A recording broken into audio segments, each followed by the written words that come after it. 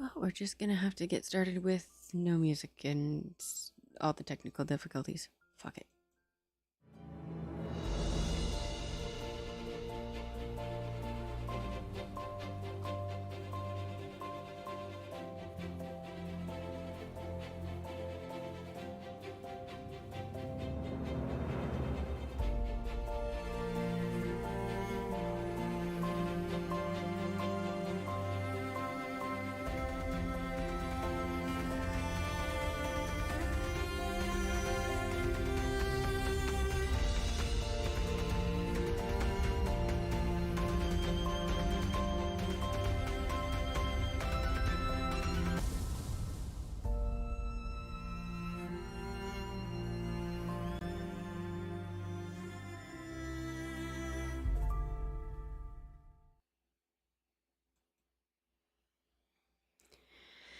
Hello and welcome to the library. My name is Serdd and I am your host and narrator. I am so flipping sorry for being so incredibly late for today's episode.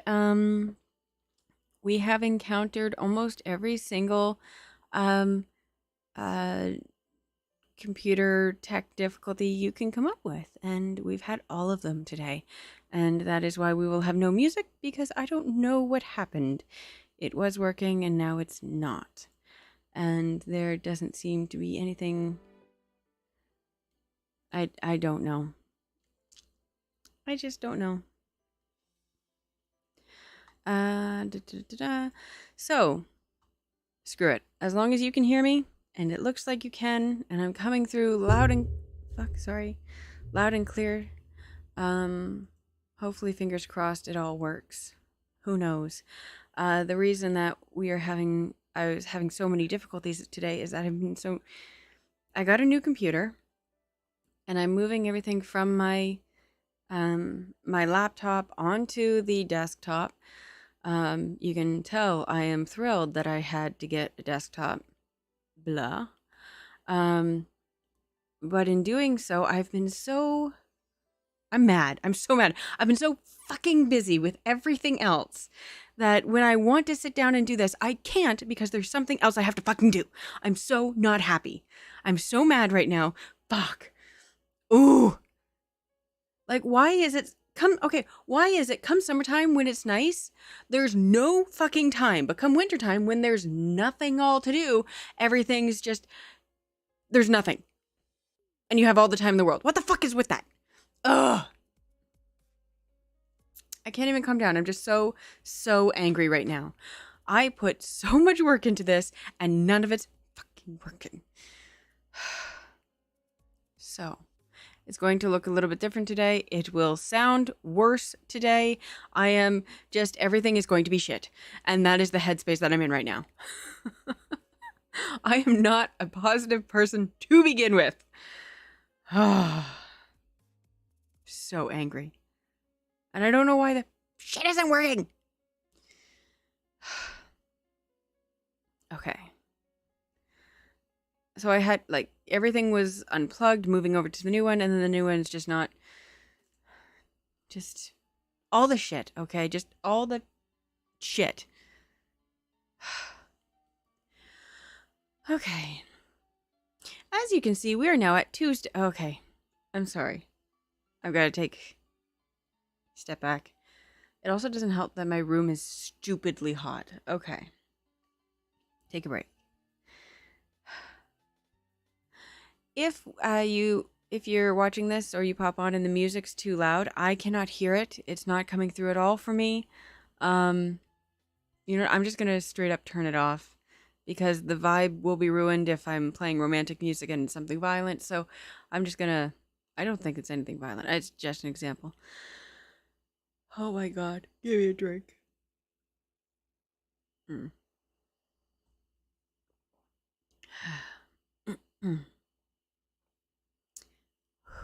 Okay. Starting off. Let's try this again. I would, as you can see, it is Tuesday. When I was originally started doing on the Monday streams, I was doing it primarily to see if Mondays worked, and they don't. So Mondays, I'm finding that by the time I get home on Saturday, or sorry, not Saturday, by the time I get home on Sunday, get everything, unpacked from the cottage and, shower and bedtime routines and get Yui brushed and washed and all that. And after a long frigging weekend, which I will address because I have an issue to pick with all of you extroverts out there. But by the time you get all that done and after socializing all weekend, I'm like, I need a vacation now. So I can't do it. Yeah, I want to know. I'm so curious. So as an introvert myself, I'm an extroverted introvert, is I think the term. Extroverted introvert, which means you get me around my people, I will be the life of the party. But if you're not my people, I will clam up and stand in the corner. like every other introvert out there. I don't want to see people. I'm not a fan. Other than my fan conventions. That's the only time I like to leave my den. So, down at the cottage, though, I am surrounded by extroverts. Completely surrounded. Every single one of the rest of my family, minus my father, who stays home and golfs like a sane person apparently. They're all extroverts. And they seem to become recharged by, get this, fucking talking to people. What? No! A book? Quiet. Don't talk to me. That is recharging. Talking to people is what I do in my daily life, or like for my day job. No. No, that's not relaxing. Having to constantly be chasing kids and dogs and not having a single moment to sit down, that is not relaxing. That is not oh, you know what? That's the first thing I think of. That I've had a shit-tastic week. Everything's been crazy busy. I haven't had a single moment to myself, but you know what I want to do? I want to be surrounded by people telling me things and telling me stories that I do not give two shits about what happened as you in your school as the principal, because you're a shit teacher. Like, I don't care. And quite frankly, you asking me to drum up the energy to listen and feign interest, it's a little selfish, quite frankly. So I'm like, no, I am not. I literally got home last weekend from the cottage. I sat down on the couch to have Father's Day, or the Father's Day meal that my dad prepared for himself, and I fell asleep on the couch, literally in front of everyone. Like, clearly something's not working. So, all of that is to say, Mondays are not a good day. So, Mondays, we're going to switch to Tuesdays. Tuesdays, clearly, I have a lot more energy. So, Tuesdays and Wednesdays, we are going to, actually, wait, let me move this over. There. The Tuesdays and Wednesdays, on Tuesdays, we're going to continue on with Married Thrice for as many chapters as they have. Today's will take us up to 58, and I believe they have up to 63 done. So let me count on my fingers here. So 58, 59, 60, 61, 62. Okay, so this episode today and next Tuesday, we'll have Married Thrice. The Tuesday after that, I'm going to wait until I have 4 chapters to fill a full episode, and then I'll continue on with Married Thrice. In the meantime, Wednesdays will be The Wife is First, and then we'll continue on with The Wife is First while we're waiting for Married Thrice to finish up on Tuesdays. I hope that's clear. That's probably clear as mud, and I apologize. If there's any questions, just, let me know in the comments where you're watching this, wherever. That was another thing. I'm not sure. I don't care. I don't care. I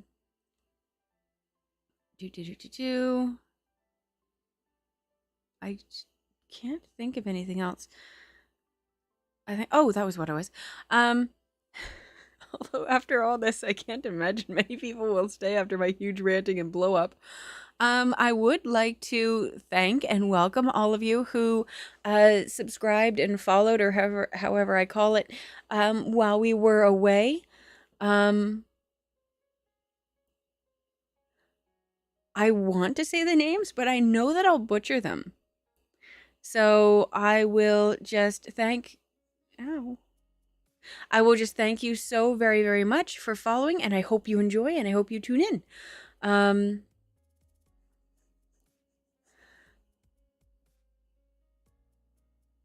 I don't know if it's. Oh God, I'm gonna try it. Summon o Dozo or Samono Dozo.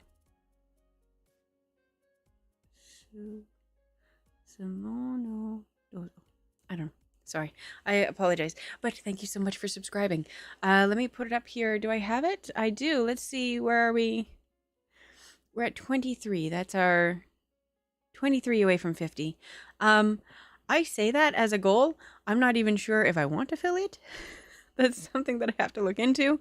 My dream, my goal, my hope, what I'm striving for is to be able to do these streams, do my podcast, and have that be my career and not have to work a day job and be able to do something that I love every single day. That is not the case right now. So whether or not I need affiliate for that, I'm not sure. It's all of the numbers are saying that YouTube is better. So we're on YouTube as well. We'll do both. But yeah. So I don't think there's much else to go over, and we're late. So, yeah, one more thing before I get started, because I may forget at the end, although I'll probably remember, but I'm gonna say it now. How do I approach this? Okay, so as I've mentioned in my very earliest episodes, and probably multiple times, I got the idea to start doing all of this, to start streaming, from one of my absolute all-time most favorite streamers, who I will not mention here, because if I do, you'll immediately look and go, oh wow, she actually full out copied him. So I'm not gonna out myself that way. But one of the things that I found is one of his followers, do they call it ripping still, or just downloaded, I guess, the audio from his streams. And they are such a joy to listen to. I love being able to go back and revisit the stories and what was happening at the time. So I am going to start putting up these episodes on a podcast. It's going to be literally the library podcast edition. It will be everywhere, just like SAF, Serdd's Audio Fanfictions is. It will be literally everywhere. So Google, Apple, iTunes, Amazon Music, Spotify, all those places. It'll be everywhere. So if you've missed any episodes and want to go back, I'm not sure about cutting them up. I feel like I should, because there's a lot of shit that people don't care about, and there was a lot of talking in between for a few episodes. But at the same time, that's a lot more work for me, and quite frankly, I am fucking swamped. So the chapters may just go up as they are. And who knows, maybe that'll be the charm of it. I don't know. So, let's go back to this. Let's get started. Let me hydrate with my sake.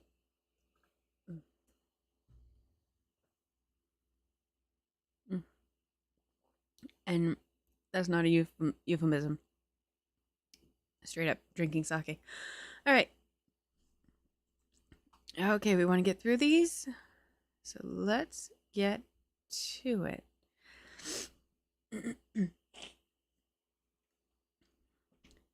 Okay. Chapter 55. If it is you, early marriage and early childbirth is nothing. When the emperor was seriously ill, the Ministry of Rites was already preparing for his funeral. Unexpectedly, Chu Jingdi changed his prescription, and after drinking it, even before 2 days had passed, his condition improved and the emperor woke up. The current emperor was without fault, but also without merit. He has been on the throne for more than 20 years, but had yet to make any great achievements. But neither has he dissipated the family fortune. He, in his mediocre manner, guarded the country left by his ancestors. Although he was the suspicious sort, he was diligent in state affairs. As soon as he woke up, he summoned the crown prince to ask him about the situation of the court while he had been ill. There weren't any matters worth noting, only Gufu Zhou's matter, which was quite troublesome. Before the emperor even woke up, Xiao Cheng had already been pressured into withdrawing the Tanji camp guards beside Gufu Zhou. However, the military officers still refused to stop. After learning that the emperor had awoken, one after another they filed petitions asking for an audience. Lying on the dragon bed, the emperor flung Wu Gugong's memorial at Xiao Cheng's feet. "Look at what you have done!" "I fail to see what I've done wrong." "I fail to see what I've done wrong." Xiao Cheng looked ahead and said stubbornly, "There is plenty about Gufu Zhou to be suspicious about. If we are unable to find out the truth, how could we possibly let him roam free in the capital? Father, could it be that you really trust him?" The emperor said angrily, "You still don't know what you've done wrong." Xiao Cheng knelt down and said, "I ask my imperial father to make clear to me my fault." The emperor shook his head. You are still too young." When it came to being suspicious, the emperor wasn't any better than Xiao Cheng. But in any case, having sat on the throne for so long, he was well versed in the art of checks and balances. In everything, one must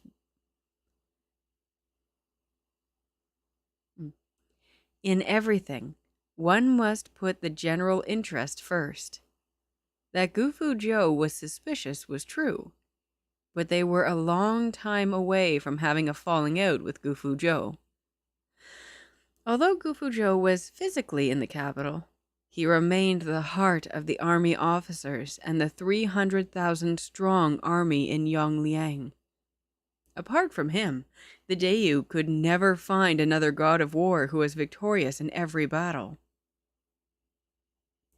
The Dayu and Xixia have been at war for so many years, almost emptying the country's coffers. Countless soldiers have died in battle. In the face of hostilities in the northwest, all others had to be set aside. Even if Gufu Zhou was dubious and arrogant, so long as he can win battles, it wasn't time to move against him. After matters in the northwest was settled, it would then be time to settle accounts with him, turning over old accounts one by one. Was there any fear of him not being convicted? The emperor saw through people clearly. He knew that Xiao Cheng's methods were tough, unwilling to admit defeat, haughty and arrogant. When he ascends the throne in the future, he would never take the road of a wise monarch, convincing people with virtue and readily accepting good advice. Even if he could rule the world strictly, once he loses the heart of the generals, even if there were thousands of troops, what would be the use? The emperor's illness has already left him mentally and physically exhausted. After scolding Xiao Chang for a bit, he couldn't get his spirits up again. He called out, "Chang-er." Xiao Chang's eyes narrowed. He couldn't remember the last time the Emperor called him that. "Carefully ponder the hearts of the people," the Emperor said. "Other people's as well as your own." The human heart was nothing but the most useless thing in the world. Xiao Chang lowered his head and sneered silently. "Thank you, Imperial Father, for your guidance." Xu Yang said, Your Majesty, General Gu is here." The Emperor summoned all his willpower to hang on and said, "Let him in. Chang-er, you stay. You will join Zhen in placating Gu Fuzhou." Xiao Chang took a deep breath. "Yes, Father." After a while, Gu Fuzhou, led in by the eunuch, walked into the hall. The tall and lofty man was dressed in military uniform, a dark red cloak behind him, a chill surrounding his body. Gu Fuzhou was about to kneel and salute when the Emperor smiled and said, "There is no need for Qing to be so polite. Xu Yang, give him a seat." Gu Fuzhou said, "Thank you, Your Majesty." "Thank you, Your Majesty." Seeing the Emperor's smiling face, Gu Fuzhou had to guess as to the reason why the Emperor, instead of letting him talk over candlelight to Lin Qingyu, insisted on calling him to the palace in the middle of the night. The Emperor first asked about his health. Learning that the residual poison had been cleared, he seemed even more gratified. He then continued to mention on the matter of the guards from Tianji camp, saying that the Crown Prince's original intention had been to protect him. Who would have thought that it would attract the dissatisfaction of the military officers? "This is the first time the Crown Prince has been in charge of the country. It is inevitable that there would be matters he would be negligent of. Now that the matter is settled, I trust the Qing will reassure the military officers." The Emperor's remarks sounded as though they were showing care for his subject, when in fact he was protecting his son. He had no choice but to admit that. Ginger truly does get spicier as it gets older. Gu Fuzhou nodded lightly, speaking reservedly, voice deep.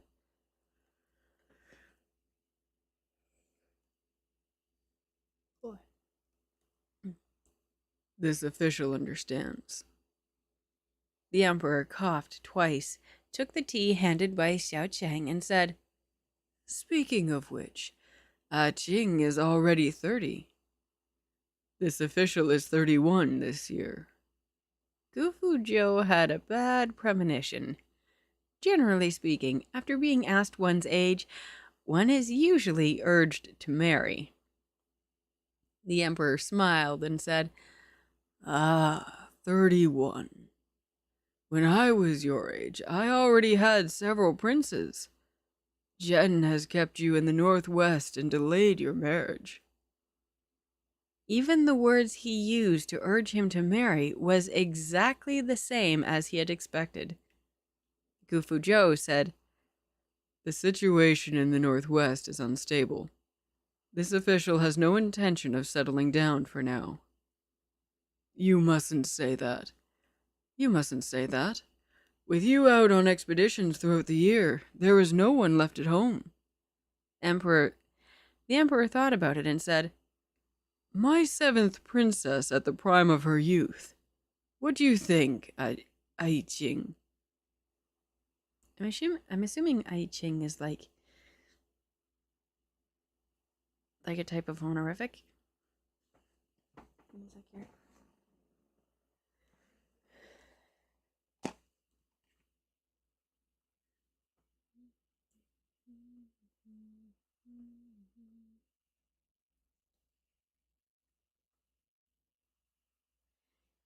You see that weird thing that my avatar is doing? It's because I'm putting on the chat.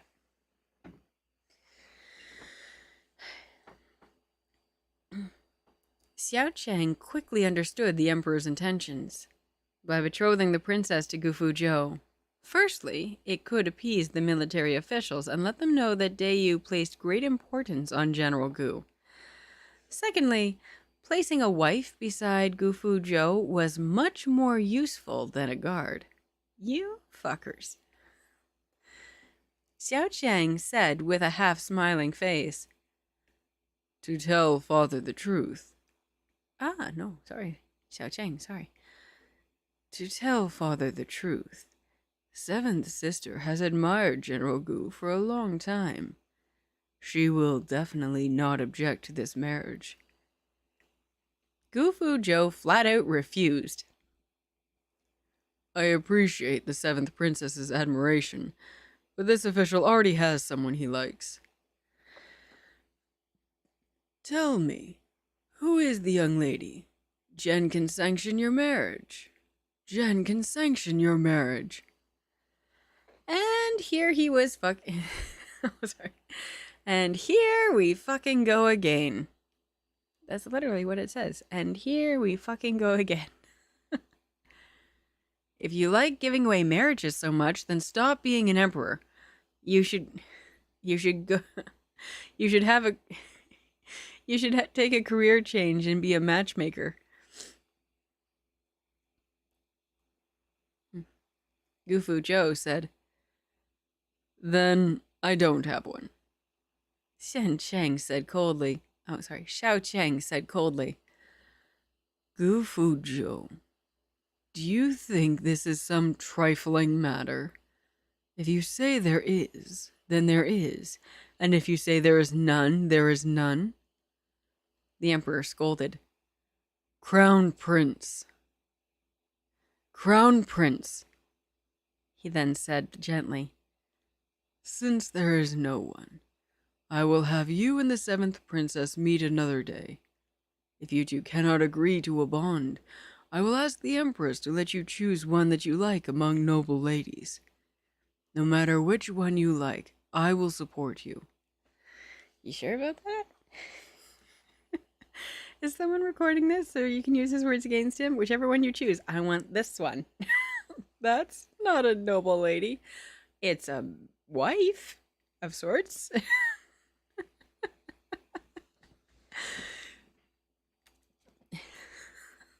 I choose this one. You can't have that one. I want this one. If you don't let me have this one for a wife, I'm gonna rebel with my 30,000 soldiers. It's really laying on that guy. Gufu Zhou was about to refuse once more, but the emperor coughed, not giving him a chance to speak. "I am tired. I am tired. That Jing should withdraw." What? Withdraw? Withdraw. Jesus. Jing should withdraw. The emperor's condition had taken a turn for the better. Oh, and page break. The emperor's condition had taken a turn for the better. After a few days of recuperation, he was able to get up and sit. Chu Jingdi had taken the lead in this matter. The emperor wished to reward him greatly, but Chu Jingdi told the emperor that he had not been the one to prepare the new prescription. Rather, it was made by the 7th rank imperial physician, Lin Qingyu. Okay, is anyone else fucking shocked that he told him? Like, fucking shocked. I did not see Chu Jingdi as having honor. Like, is anyone else as surprised as I am? Wow, okay. Continue on. The emperor seemed to have an impression of this name. He asked, "Is he the male wife who came up with the prescription for the epidemic?" Qiu Jingdi said, Yes, he is. "The Emperor has been... is that a paid break? I can't know. The Emperor had been ill for so long. Someone who is able to treat him must be a rare talent. Who cares whether he was a male wife or not?" Then deliver my word. Lin Qingyu is to be promoted to 5th rank, to 5th grade Imperial Physician. In the Dayu, the highest position in the Imperial Hospital was that of 5th grade Yan Pan, followed by the other 5th grade Imperial Physicians. Lin Qingyu had saved the Emperor's life, and he directly rose 3 ranks. He was already on equal footing with Qiu Jingdi. His official position was equivalent to that of an Imperial Censor. I'm not sure what Imperial Censor is, but it doesn't necessarily sound like a good thing. Like, usually when you hear censor, that's not something to strive for. I just want to make sure that my microphone's not picking up the buzzing. Let me just...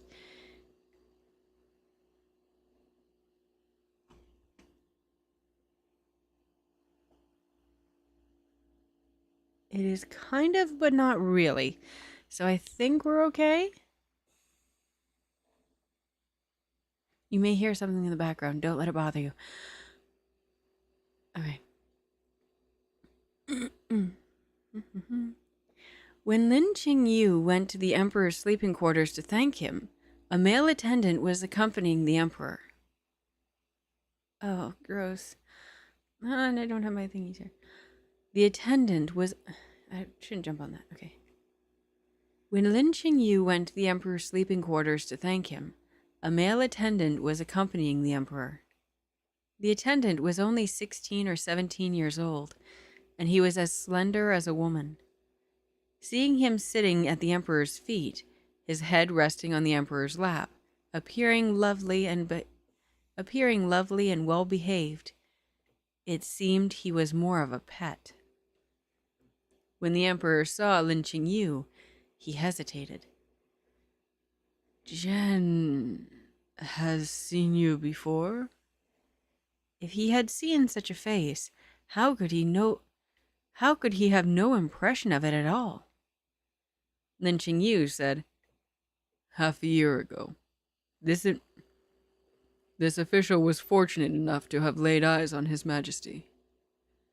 The Emperor looked at him for a long time and said, From now on, you and Qiu Jingdi together will attend to Jen. To attend to the Emperor meant that he would have to go with Qiu Jingdi to diagnose the Emperor's pulse, administer acupuncture, and prescribe prescriptions every day. He had, in effect, become part of the Emperor's inner circle. But when he thought of the look in the Emperor's eyes, Lin Qingyu wished that Qiu Jingdi had simply taken the credit for himself. It was a pity that, although the old fogey had different political views from his own, he was also a very principled person and disdained taking away credit for the younger generation. More and more, Qiu Jingdi reminds me of Lan Qiren. Like, anyone else, like, getting, like, serious Lan Qiren vibes?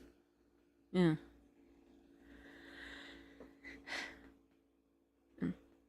At the end of the day's shift, Lin Qingyu walked out of the Imperial Hospital and saw Gu Fuzhou standing against the palace wall. His arms folded, his face gloomy, and his head bowed, thinking who knows what. General. Gu Fuzhou stood up straight and smiled. Imperial Physician Lin. Lin Qingyu asked, Why is the General here? The Empress invited me to the palace to enjoy the flowers. After the viewing, I decided to drop by the Imperial Hospital to pick up Imperial Physician Lin from work. He's so cute. Why was the Empress suddenly inviting Gufu Zhou to enjoy the flowers? The last time she invited someone to enjoy the flowers was when she was choosing a concubine for Xiao Jiang. The two waved back the eunuch who had come to lead the way. They walked to a place where there was no one else. Gufu Zhou hesitated. Qingyu. What? Gufu Zhou took a deep breath and asked in a low voice, Would you be willing to marry me? Lin Qingyu paused. What? Gufu Zhou put his hands together and put it before his forehead. Please do me this favor. Take me as your wife.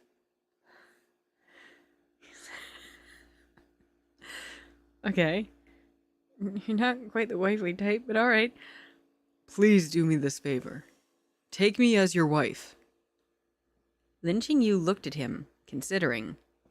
Without any hesitation, he said, No.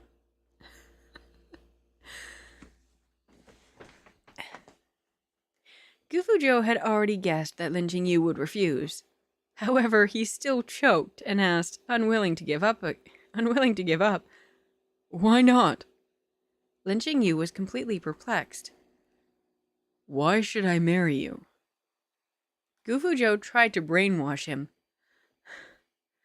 I took you as my wife once. Don't you want to take me as your wife now and get back your dignity as a man? I don't really want to. Gufu Zhou seemed to don a mask of suffering. But if you don't marry me, the Emperor is going to bestow a marriage upon me again. Lin Qingyu frowned. Again? Marriage? Gufu Zhou told Lin Qingyu that the Emperor wanted to betroth the 7th princess to him. It turned out that the flower viewing the Empress had arranged today was to set up a meeting between him and the 7th princess. Lin Qingyu smiled, but it didn't reach his eyes. Isn't this good? You're not gay. That is, you like women. The 7th princess has the countenance of a flower, with a face like the moon, gentle and considerate, and of golden branches and jade leaves as well. She is more than your equal. That won't work, Gufu Zhou said solemnly. My actual age is only 18. In my hometown, men cannot get married until they are at least 22. If that is the case, why are you willing to marry me again? Gufu Zhou smiled and said, If it's you, even an early marriage and early childbirth is nothing. Just let the law punish me. I'm fine with it. Just let the law punish me. I'm fine with it. Lin Qingyu's expression grew rather uneasy. Gufu Zhou climbed up the pole. Imperial Physician Lin, think about it. Wouldn't taking the god of war as your wife afford you great respect? No, I won't marry you, Lin Qingyu said coldly. General Gu is already dead, his soul having gone to who knows where. You have occupied his body. Refusing to continue his glory as god of war is already bad enough. Now you want him to have to shudder the title of a male wife? I don't have much of a choice either. Gufu Zhou was so dejected, he fell to resorting to deception. You saved the Emperor. Now he's forcing marriage on me. You should be responsible for me. I love it. Bitch, this is all your fault. All your fault. Marry me. Oh man, I want there to be a proposal like that somewhere in the world. You'd hope there would be. This is all your fault. Take responsibility. Marry me. But in a joking way, not a serious way. I don't like the serious way, but in a joking way, it's very funny. You should be responsible for me. Lin Qingyu sneered. I can't believe you have the face to say that. If I hadn't saved the Emperor and allowed Xiao Chang to smoothly ascend the throne, your situation might be even sorrier now. Gufu Zhou sighed. All right, then go do your own thing. Don't worry about me. I won't stress you out even more. It's okay. I can find a way to solve this myself. I'm very good. Lin Qingyu frowned. Can you not use General Gu's face to make... Lin Qingyu frowned. Can you not use General Gu's face to make such a pitiful expression? When a man takes on a husband, he is also made to put on makeup, put on a bride's headdress and tasseled cape. If you were still Lu Wancheng, it would have been fine. But now you are Gu Fu Zhou. Using General Gu's body to put on makeup, painting a huaidian between your brows. Lin Qingyu imagined the scene, and the corners of his mouth twitched slightly. I'm afraid that once I lift the veil, I will be subjected to a nightmare.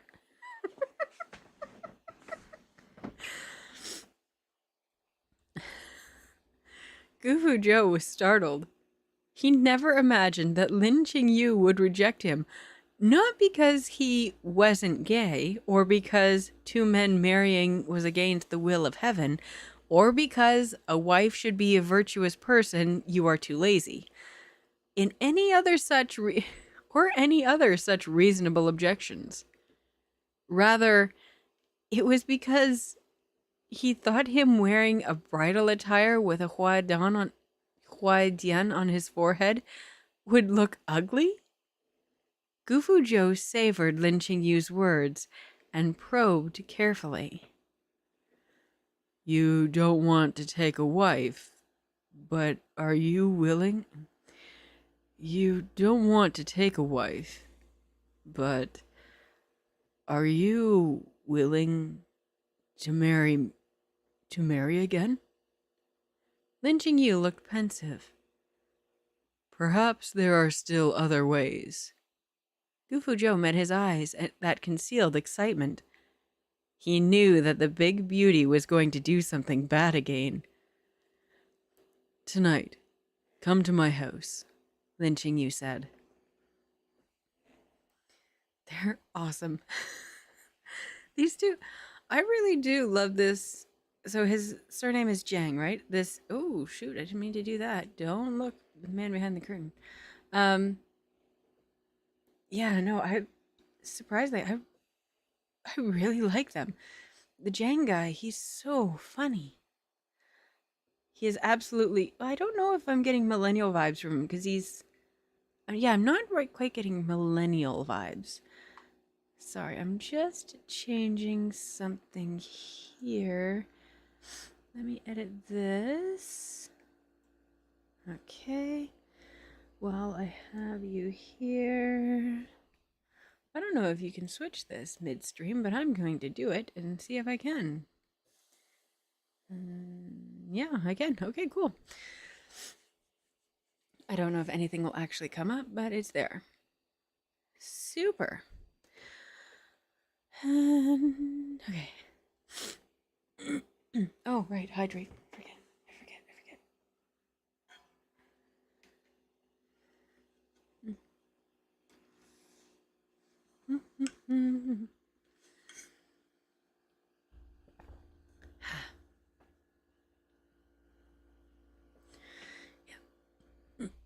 Oh man, I'm reading such a good fanfic right now. It's good. It's really good. It took a while to get into. Oh, I'm going to put it in the Discord as soon as I'm done it. But it's a Modao Zushi, and it's one that was recommended on Twitter. I don't know if you know this, because I sure as hell didn't, but there are some people who are doing the Lord's work. Oh, I hate that term. And is doing, like, writing little fanfics, little blurbs on Twitter. So it's the thread. And one of them was mentioned about Yiling Liaozu Wei Wuxian arranged marriage with Lan Wanji, and it's very good. Let me see if I can find the name of it for you. I'm gonna put it in the Discord. And if I'm secretly using this to take a quick moment and just breathe. Don't judge me. Okay. AO3.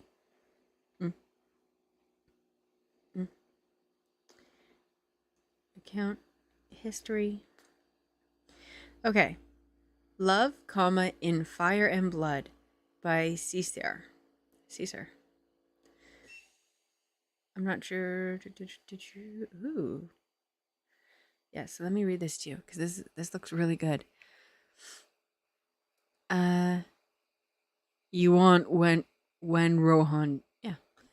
You want Ren? Was it Ren? When Rohan dead? The patriarch continued idly. You want his corpse puppets eliminated. You want his halls burned to the ground and his soldiers disemboweled and begging for mercy. Do I have it about covered? He gave another knife-edged smile. But what will you give me in return? We would be willing to offer quite a bit in return for Wen Rohan's defeat, Lan Xiqian admitted. But I'm afraid we don't know what an immortal such as yourself desires. Please advise us.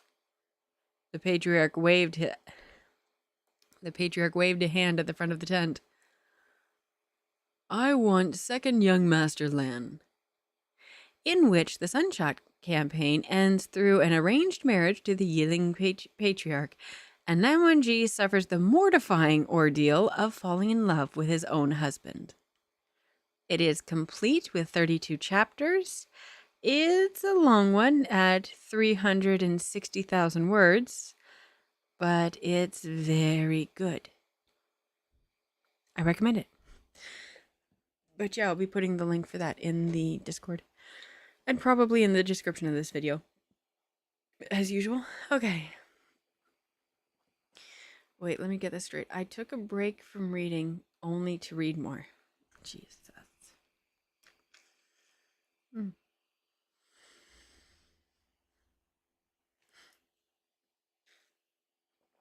Hey. Sorry about that. Chapter 56. Lin Qingyu, are you trying to piss me off? Wait, is Gufu going to get mad? He never gets mad. Actually, yeah, question that. Does anyone remember him ever getting mad at Lin Qingyu?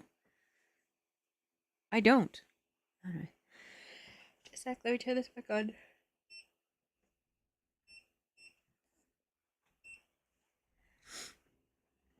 Someday I'll tell you what those beeping noises are, but not today. Lin Qingyu returned to his residence. He told Hua Lu and Huan Tong that there would be a guest coming tonight. Since the establishment of his residence, no guest has been to it. Huan Tong guessed that the guest would be Hua Ji or Hua Lu. Oh, sorry, just a sec. I am absolutely covered in mosquito bites. Just a sec. Huan Tong guessed that the guest would be Hu Ji, and Hua Lu said that it would be a relative of the Lin family. Neither, Lin Qingyu said. It is my adopted brother, General Gu. Huan Tong was overjoyed to hear it, and Hua Lu's face flushed with excitement. In the Dayu, Gufu Zhou was a god of war, known by all. Many of the men and women their age worshipped Gufu Zhou. There was no need for Lin Qingyu to say more. The two of them happily got busy, preparing the wine, tea, and snacks for the guest. Lin Qingyu remembered something and asked Huan Tong, "Is the thing I asked you to order ready?" "Yes, it's already in the study." After Lu Wancheng's death, he was still able to enjoy lighting the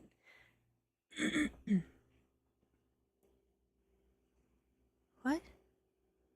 Wait, I'm confused. After Lu Wancheng's death, he was still able to enjoy the lighting of incense from the Lu family's ancestral hall. However, the famous and honored General Gu had gone without anyone knowing that he had already laid down his life for the country, unable to enjoy the worship of later generations.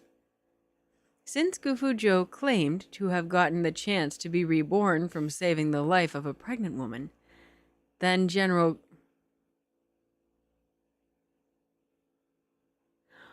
Okay.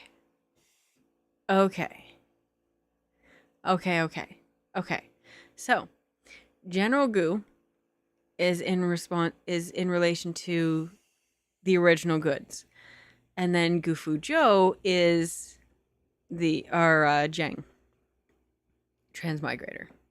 So with that in mind, let me read that shit again. After Lu Wancheng's death, he was still able to enjoy lighting the incense from the Lu family's ancestral hall. However, the famous and honored General Gu had gone without anyone knowing that he had already laid down his life for the country, unable to enjoy the worship of later generations. Since Gu Fuzhou claimed to have gotten the chance to be reborn from saving the life of a pregnant woman, then General Gu, a good soldier who had saved countless lives, must have also gone to be reborn in another world. Regardless, Lin Qingyu still asked Huan Tong to order a blank stone tablet to enshrine in the dark room behind the study. It was getting late. Though it was already after dinner time, Gu Fuzhou had yet to be seen. Huan Tong, who had been keeping watch at the door, was looking around expectantly.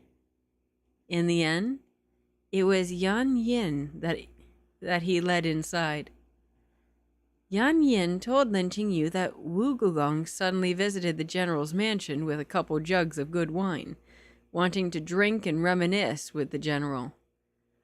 Wu Gugong was an elder, and he has expended a lot of effort regarding this matter with the Tenji camp. The general could not refuse, and he said he would be late in coming over. The general also said that if it is getting too late, Imperial Physician Lin should not wait for him and go to bed first. Lin Qingyu thanked Yan Yin and went to the study after dinner. Although Gu Fuzhou told him not to wait, how could he fall asleep knowing that Gu Fuzhou would come?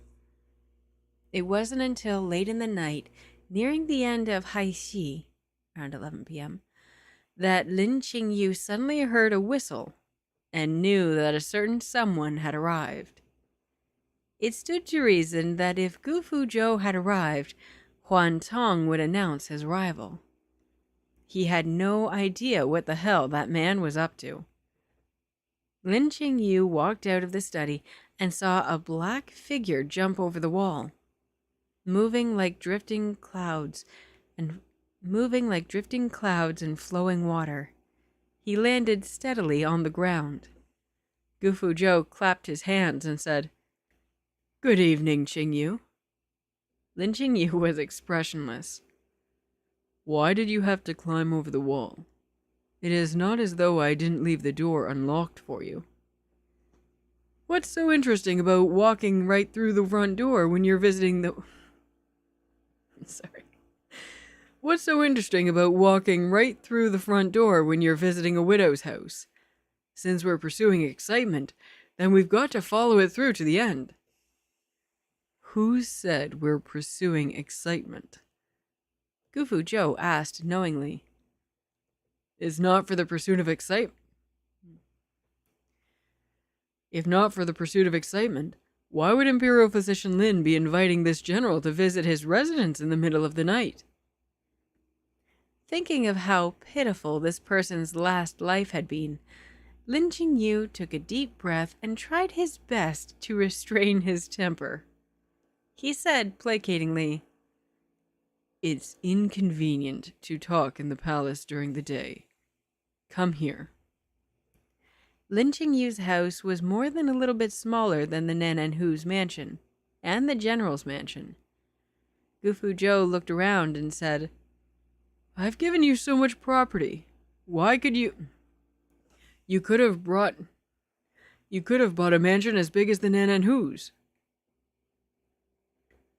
Lin Qingyu said, "And be accused of overstepping my authority by the imperial censor. There's only a handful of people in my house. Why would I need to make it so big?" The two headed to the study that had 2 rooms, an inner and outer. The outer room was lined with bookshelves, and the long table in front of the window was where Lin Qingyu spent his time hunched over his books. If he got tired from reading and writing, he could go to the inner room to rest for a while. As soon as Gufu Zhou entered the inner room, he saw the bunk bed he had designed for he and Lin Qingyu. Gufu Zhou was momentarily stunned, and then he laughed out loud. "Why did you bring this here too?"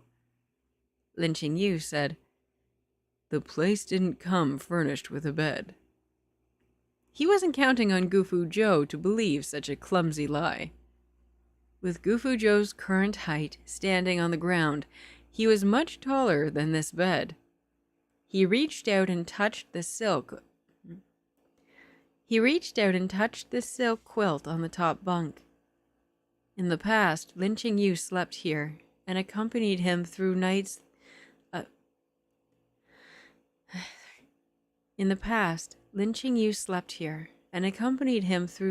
nights of being tortured by illness. Gufu Zhou turned to look at Lin Qingyu and smiled. His pupils were dark, but his eyes were bright, reflecting Lin Qingyu's face. Under his gaze, Lin Qingyu felt inexplicably uneasy. In addition to the smell of pen, ink, paper, and inkstone, there was also the faint scent of medicine in the study.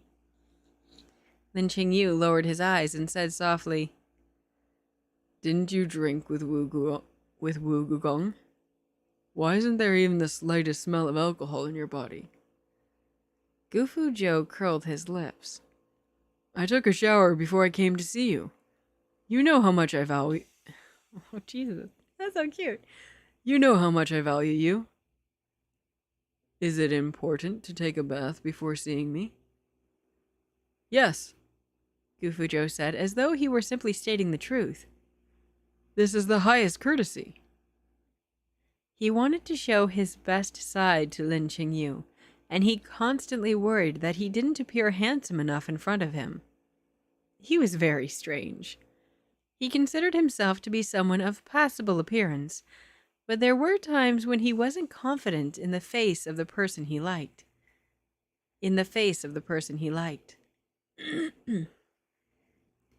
Lin Qingyu smiled lightly. "This is the first time I've heard of such a statement." Gufu Zhou's breathing gradually became unstable. The effect of Wu Gugong's wine was pretty strong. He had felt fine after drinking, but now it was starting to rise to his head. Gufu Zhou sat down on the bottom bunk, supported himself by propping his arm behind him. He said in a lazy tone, "Qingyu, I'm a little drunk." Lin Qingyu said, "Should I make you some sobering soup?" Gufu Zhou shook his head. "Sobering soup is useless. Let's get down to business first. Even Wu Gugong has heard about the matter of the Emperor wanting to betroth the 7th princess to me. He kept congratulating me as we were drinking, saying he would accept my future son as his disciple. Is there any way you can think..." Is there any way you can make the Emperor change his mind? Lin Qingyu calmed his mind and said, The 7th princess is the Emperor's youngest daughter, and the Emperor has always regarded her as the pearl in his palm. You are a great general, brave and skilled in battle, having great achievements in battle. Pairing you with her, naturally, you would make the ideal couple. But if you were suffering from some hidden disease, the Emperor naturally wouldn't be willing to marry her to you as a grass widow. Oh, what is that? I've heard that before. Grass widow. Is that grass widow? Is that when I feel like it's a Roman term. When soldiers would leave their wives behind? Isn't that it? So a grass widow. So when soldiers or travelers or what have you would leave I think soldiers would leave their wives behind. I think that's what a grass widow is. I think so. Don't quote me, but I think so. Let's see here. Ow, ow, ow, ow, ow, ow, ow, ow, ow. Okay, ow. Ow. Who bear through it? Ow. Okay. Still hurts. Still hurts. Ow, ow, ow, ow, ow. Suffering from some hidden illness? A grass widow. Gufujo reacted and stood up suddenly, saying in disbelief, Lin Qingyu, are you trying to infuriate me to death? Lin Qingyu said indifferently, No. Gufujo said enigmatically, All right, then. I thought you were trying to get me to drop dead from anger so you could find yourself a girl to marry. If I wanted to find a girl to marry, why would I need to infuriate you to death first? Lin Qingyu asked strangely. Can't I find one while you're alive? Gufujo was stunned for a moment. He then laughed from anger. This conversation is just too beautiful, brother. Your statement is so grounded and reasonable that I can't refute it at all. Lin Qingyu said softly, You're confident in my medical skills? We're just going to make you impotent for the time being.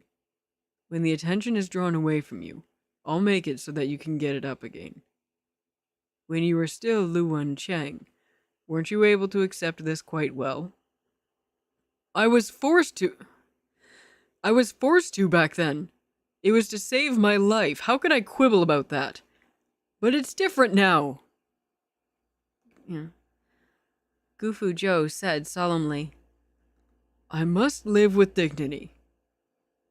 Lin Qingyu emphasized, It's temporary. It won't do, even if it is temporary. Gufujo sneered. Earlier, you said, for the sake of General Gu's reputation, you wouldn't let him carry the title of male wife. Now you're just going to make him put on the impotent hat?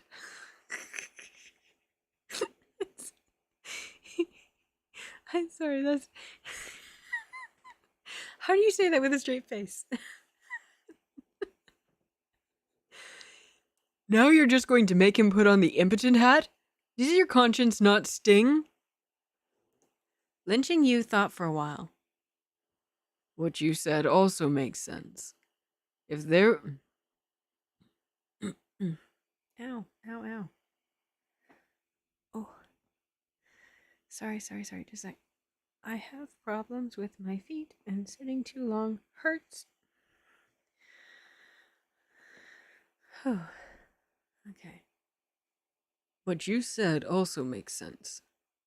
If they were to make Gufujo impotent, and this matter was publicized by busybodies, Gufujo would lose face, and it might even affect his prestige in the army. If that's the case, then the only way is... Gufujo was half angry and couldn't help but answer. For you to marry me? for us to find a way to send both the Emperor and Xiao Cheng to the afterlife together. For us to find a way to send both the Emperor and Xiao Cheng to the afterlife together.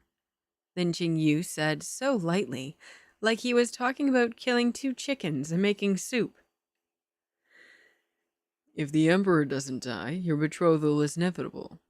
If the Emperor dies and Xiao Cheng ascends the throne, our situation will only be more difficult. Lin Qingyu's eyes darkened and his voice dropped. Unless they both die and some other prince takes over the throne. Gufu Zhou was quiet, not too surprised. Lin Qingyu dared to attack the crown prince. How different was that from outright killing him? All right. I was trying to think, when did he attack him? But no, he set the other guy on him. That's right. Xiao Huaixi. Yeah, he sent Xiao Haishi and yeah, Shen Haishi, Huaixi. There's, you know what I mean.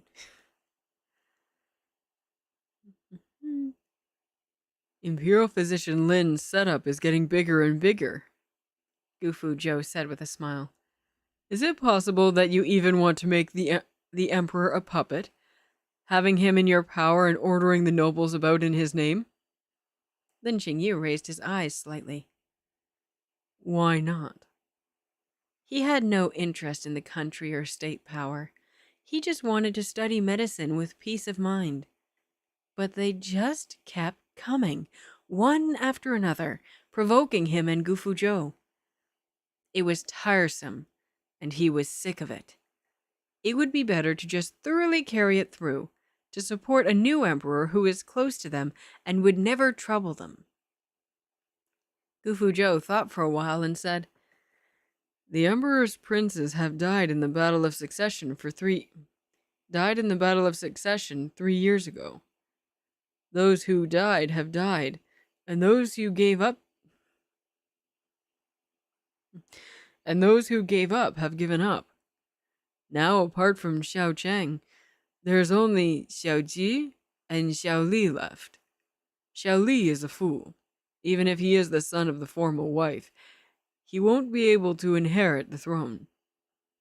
So, that leaves us with Xiao Ji, a beautiful idiot. Lin Qingyu grasped. Oh, this is cute. Aw. Lin Qingyu grasped the key point. You think he's beautiful? Oh my god, just kiss and make up already. Wow. Gufu Zhou's survival instinct suddenly kicked in, and he corrected himself and joked, It's so-so. You get used to it when you see it a lot. Unlike Imperial Physician Lin, who is not only a stunner at first sight, but also grows more beautiful the more you look. It's completely different. Oh, that was smooth. That was a really good get out of. He was gonna kill you. He was ready to kill you. You think what? No, you don't think that. That's right. Like Gufu Zhou's survival instinct kicked in. Oh man. Lin Qingyu snorted coldly and said, If Xiao Ji is an idiot, he'll be even easier for us to control. Gufu Zhou disagreed. There's someone pretty smart next to Xiao Ji. I'm afraid it won't be us doing the controlling. Who? You should have seen that person before. He used to be a little eunuch who served Xiao Ji. Later, he grew up to be a proper eunuch and left the palace with Xiao Ji to build his mansion. Now he's the steward of Xiao Ji's mansion. Lin Qingyu remembered that there was such a person. Is this guy smart? You can count on him among the top 3 in the Dayu, Gufu Zhou said. And because of his physical deficiency. This person is paranoid, sinister, and ruthless. Dealing with him will take some brains. The furrow in Lin Qingyu's brows loosened. These are all things for later, which is when we'll talk about it. The most urgent thing is to think about how to kill those two people. Taking the Emperor's life wasn't difficult. He was severely ill to begin with. With a little change to his prescription, he could make the Emperor appear as though he were dying from aggravated illness. After all is said, the most troublesome one was Xiao Cheng. Gufu Zhou also thought of this. Xiao Cheng doesn't drink medicine. He only eats things from the Eastern Palace. Having learned from his previous mistake, using incense isn't an option either. If poisoning is impossible, the only possible opening is... Lin Qingyu took over. Shen Hui Xi. Gufu Zhou nodded. But Qingyu, I can't wait very long. According to the Emperor's intentions, he wants to set down this marriage immediately. If our plan is successful, the matter of the marriage will be left... That's all right. But Qingyu, I can't wait very long. According to the Emperor's intentions, he wants to set down this marriage immediately. If our plan is successful, the matter of the marriage will be left unsettled.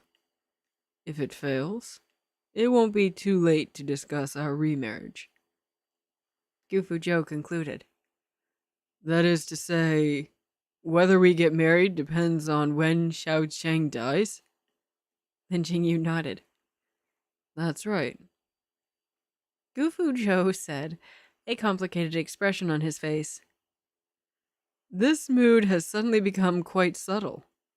I was originally hoping that Xiao Cheng would die immediately. Lin Qingyu's voice turned slightly cold. Don't you want him to now? Gufu Zhou smiled and said, Then I still want him to. Oh my god, they're so cute. Oh my goodness. 5,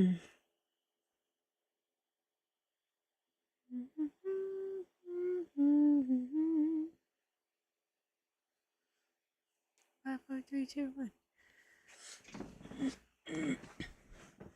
This is good. We're on 57. 2 more chapters. Let's see if we can't make it quick. Actually, you know what? Hold on just one moment. I want to open my blinds. 1 sec.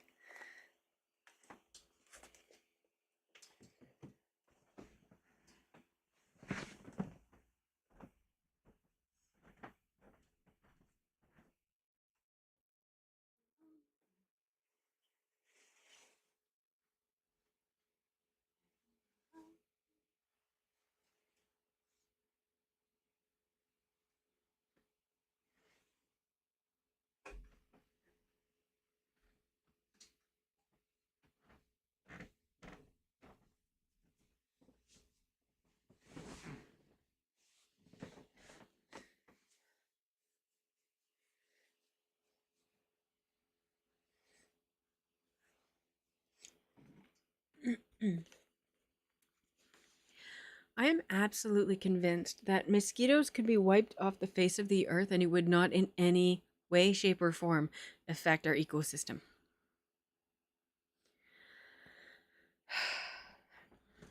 Honest to goodness. Mosquitoes can all die. And there would be no side effects to the ecosystem. Everyone else would be fucking thrilled.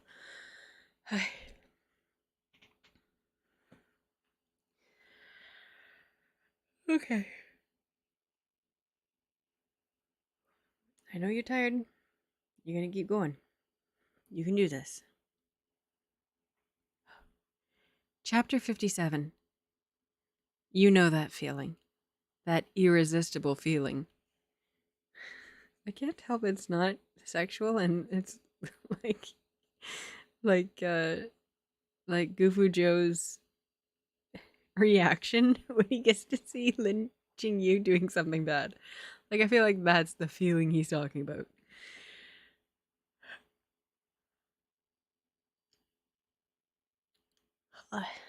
Yummy.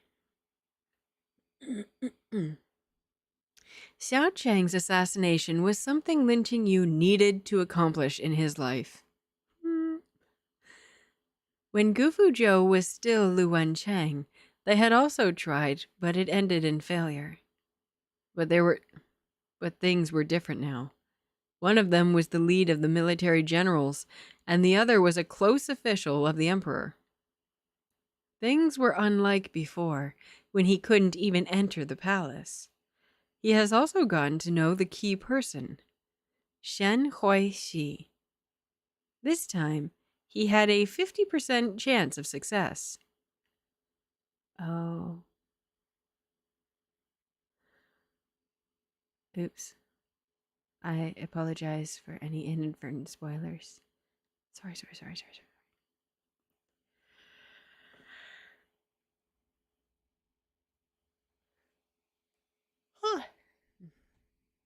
If the plan was successful, Lin Qingyu would try to save the emperor's life before Xiao Qing dies, and Gufu Zhou would also pull Xiao Qi on board during this period.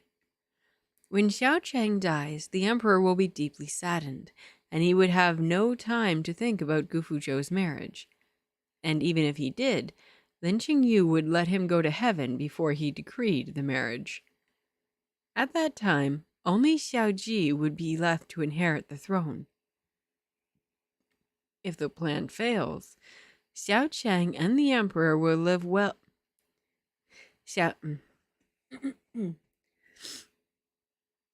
If the plan fails, Xiao Chang and the emperor will live, but Gufu Zhou will inevitably get married. Seeing how he was so opposed to marry someone else, it wasn't completely out of the question for him to block this marriage for Gufu Zhou. And unless the emperor is tired of living, it was impossible for the emperor to dismiss him while he was still ill. Even if he gets married to Gufu Zhou again, it won't prevent him from continuing to study medicine in the Imperial Medical Office. He's not pulling any punches, is he?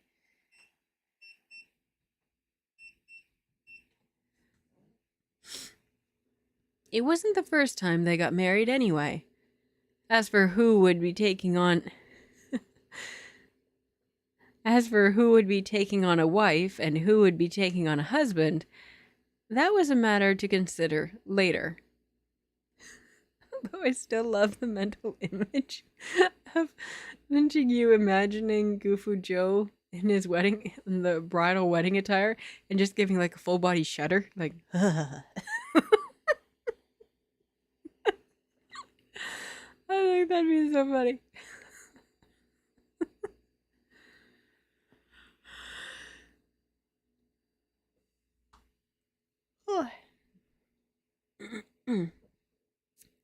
The two had more or less agreed, and it was already...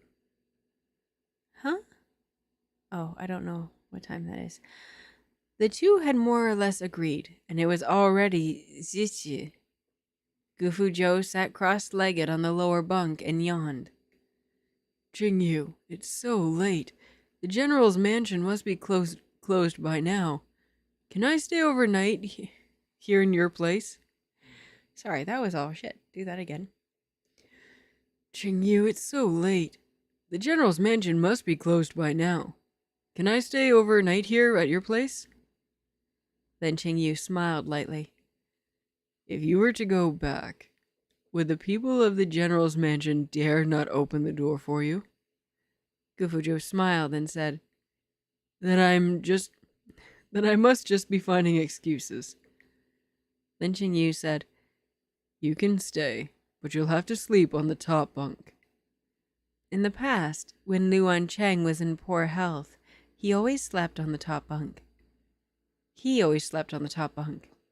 Going up and down had been really annoying. It is. That's why I hate bunk beds. You're either going up and down like the ladder constantly, and the ladder always cuts into your feet because it's never a nice one, at least from my experience. Or you don't. Then that's if you have a ladder. The ones that we have at the cottage, they don't actually have a ladder. You have a chair that you just fucking hope that you're finding in the dark in the middle of the night. Or you're on the bottom bunk and constantly paranoid that that shit's gonna fall on you. So no, I don't like bunk beds. I have opinions. Gufu Zhou immediately stood up and tidied up the bed, put into disarray by his sitting. Please. After saying so, he put his hands on the upper bunk and pulled himself up to sit easily. Oh, you bastard. One was on the top bunk and the other was on the bottom bunk. It was as if they were back in the past when they were still at the Nan'an Hou's mansion. Back then, they would occasionally chat before going to bed. Sometimes Wancheng would talk about his hometown and teach him a bit of his hometown dialect. Sometimes they would discuss how to do bad things together. Sometimes Wancheng would wake up because of the poison acting up. On those nights, Lin Qingyu would then get out of bed and gently hug Wancheng in his arms. After Wancheng's death, Lin Qingyu slept alone on the bottom bunk for a long time. He never slept well, his heart feeling empty. Tonight, there was finally someone above him, and his heart now seemed filled. He had clearly just been conspiring to kill the Emperor just a while ago, but he was surprisingly calm. Even if there were wolves around and the road ahead was unclear, you were likely to lose your life with the slightest carelessness. But as long as he had this person to accompany him all the way, he had nothing to be afraid of. Gufu Zhou turned over, making a lot of movement. Then he stuck his head out from the upper bunk to look down at him. He asked, Qingyu, are you asleep? Lin Qingyu had his eyes closed. I'm asleep. Gufu Zhou smiled and said, Okay, I just thought of one thing. Have you and Shen Huishi seen the secret code I left for you? In the original plot, Lin Qingyu had also been able to join the Imperial Hospital after Wancheng's death using the prescription from the epidemic. He had also met Shen Huishi at the Imperial Medical Office. But the Lin Qingyu of the original plot didn't have the benefit of Wancheng pointing things out for him, and so he hadn't paid much attention to Shen Huishi, meeting his end by suicide in the Eastern Palace. I see. It was because of this code that he and Shen Huishi gradually became familiar with each other. He said that this was a secret code only people from the Heavenly Prison Sect know. Gufu Zhou said, Shen Huishi cares only about two things in this life: Xiao Chang and the Heavenly Prison Sect. The destruction of the Heavenly Prison Sect is his biggest weakness, and it is also the key to opening Xiao Chang's pursuit of his wife. Wait, what? And it is also the key to opening Xiao Chang's pursuit of his wife. That's what it says. Wait, is Shen Huishi his wife? It can't be the one who was married off to the King of the North. Okay, wait. The destruction of the Heavenly Prison Sect is his biggest weakness, and it is also the key to opening Xiao Chang's pursuit of his wife. Huh.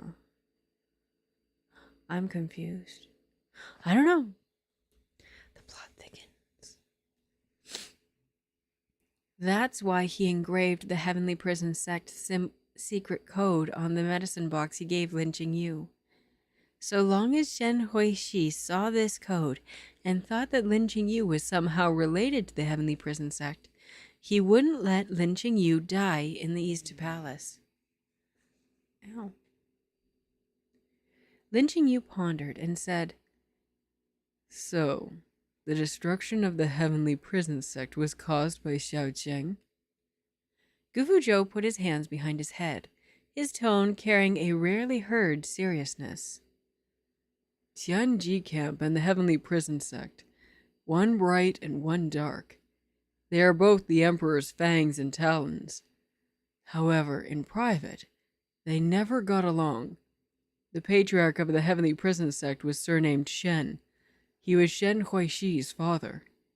The heavenly prison sect has been suppressed by the Tianji camp for a long time, and the head of the Shen family felt very unwilling. Because of Shen Huixi and Xiaocheng's close relationship as childhood friends, the head of the Shen family cast their lots with Xiaocheng, secretly looking after him, even doing a lot of things for him. They were hoping that once Xiaocheng ascends the throne, the heavenly prison sect would then be the ones to hold power. At the time, Xiaocheng was nothing more than just another prince. The Shadow Guard organization and the prince were too close. This was a great taboo in the Emperor's eyes. The head of the Shen family thought that he'd been doing a job hiding it, but he still left clues. The Tianji camp found evidence and presented it to the Emperor.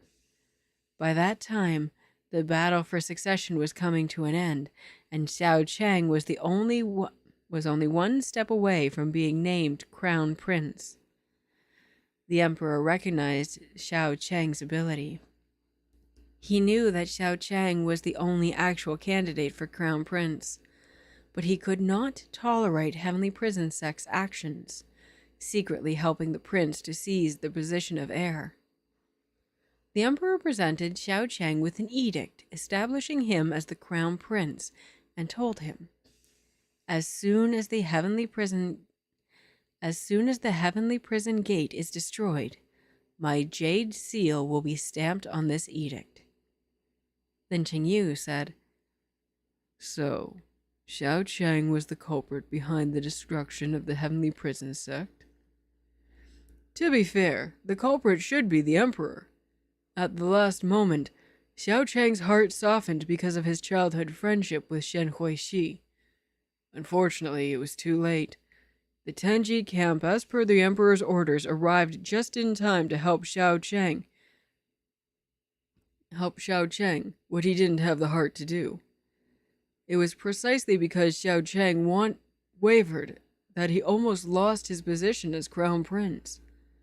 Therefore, when Princess Jingchun was favored by the king of the Northern Realm, in order to not lose the Emperor's trust, he had no way to ask his love to stay.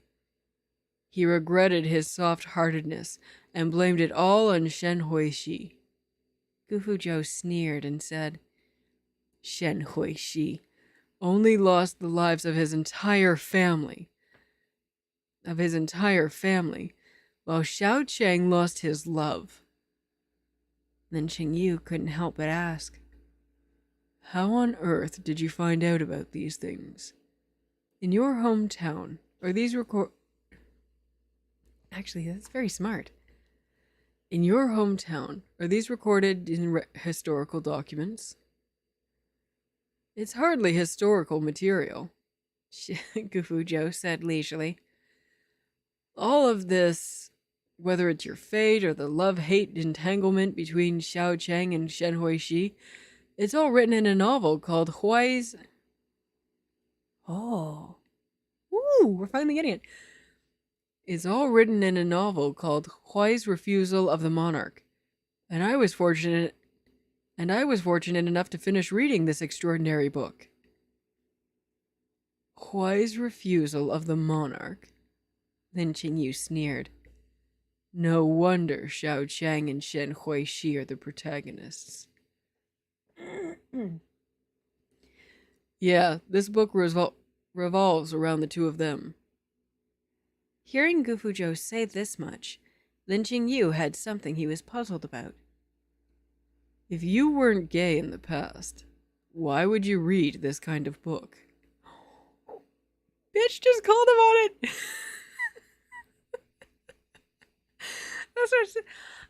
That's what it hinted at way early on, and I'm going, if you're not, like, I'm not saying that you can't enjoy these types of, like, the BL novels if you're not gay. I'm not saying that. I'm just saying it's a little suspect. But the Lin Qingyu totally calls him on it. Because from the very beginning, as soon as he woke up, Wancheng, now Gufuzhou, I'm not gay. And he says it repeatedly, like he said it probably now, I think 4 or 5 times. Honestly, you can play a drinking game. Drink every time Gufuzhou says he's not gay. But that Lin Qingyu calls him on it is so great. If you weren't gay in the past, why would you read this kind of book? If we're going to talk about this, I'm going to lose all thoughts of sleep. Gufuzhou sat up, looking like he'd been deceived. Oh, this is so cute. I love they're getting the backstory finally. My older female cousin recommended me this book, saying it was about a shadow guard's leveling up and counterattacking. I had a good feeling when I saw the title of the book, so I flipped through a few pages and opened... Oh my god, I can't. So I flipped through a few pages and it opened the doors to a whole new world for me. Yes, it did. Yes.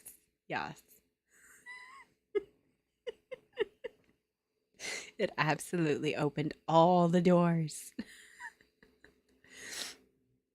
Lin Qingyu was puzzled. I love it so much. You saw there was something not quite right when you were reading it. Why did you finish it? It certainly wasn't quite right, but Shen Huishi was really miserable. I wanted to scold him. I was so looking forward to the day he rises up. Gufuzhou complained. Do you know that feeling?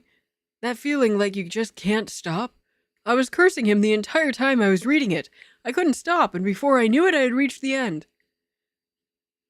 Is anyone else getting, like, scum villain vibes? From, was it Shen Yan?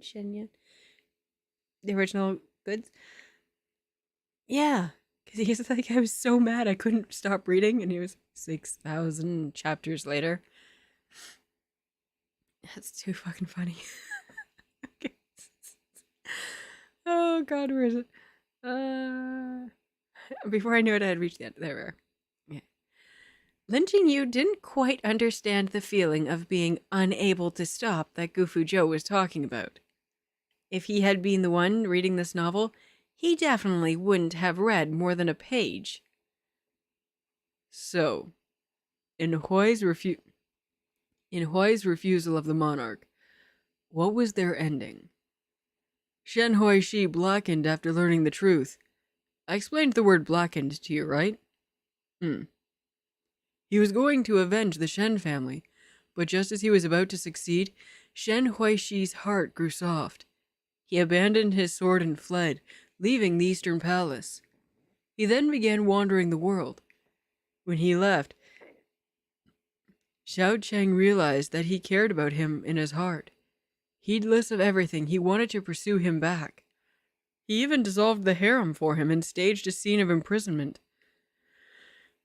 One day, Shen Huishi found an opportunity to assassinate Xiao Cheng, and Xiao Cheng, who was already the emperor by then, presented his chest openly and delivered that classic line, "Kiss me and my life and country are yours." Then Shen Huishi was moved. Can you believe that? He was moved! He accepted Xiaocheng once more and became the first male empress of the Deu. The two lived happily ever after. Gufu Zhou still remembered how he felt when he read that book. After Lin Qingyu heard the whole story, he quickly arranged his thoughts. If they wanted to get rid of Xiaocheng before the emperor's decree of marriage could be delivered, they would need to do two things. First, they had to let Shen Huishi know the truth about the destruction of the Heavenly Prison sect as soon as possible. Second, Shen Huishi must not be allowed to let his heart soften. See, I don't know. I don't know. I don't know if I'm trying to figure out if I would read that. So this book that they've transmigrated, because Xiaocheng is such an asshole, and he's such a bad guy, and he has zero, absolutely no redeeming qualities at all, and he has so badly, even up to this point, abused Shen Huishi that thinking about it like that, no, I don't think I could get past the abuse that Xiaocheng inflicted on Shen Huishi, on top of knowing that he was the reason, his greed was the reason that Shen Huishi's entire family was wiped out. I don't think I could do it. I don't think I could believe in a story like that. I'm with Lin Qingyu on this one. I would have dropped it. I don't know when I would have dropped it, but I would have dropped it. I don't like abuse in my stories. So yeah, I would, as soon as I would have found out that Xiaocheng and Shen Huishi were the two mains, I think I would have dropped it. I couldn't do it. Okay. We're going to continue on. One moment, let me blow my nose here so that I'm not grossing you out. And let me just mute this. That didn't mute it at all, did it? That could have been awkward. Okay, let me mute it this way. Wait just a sec.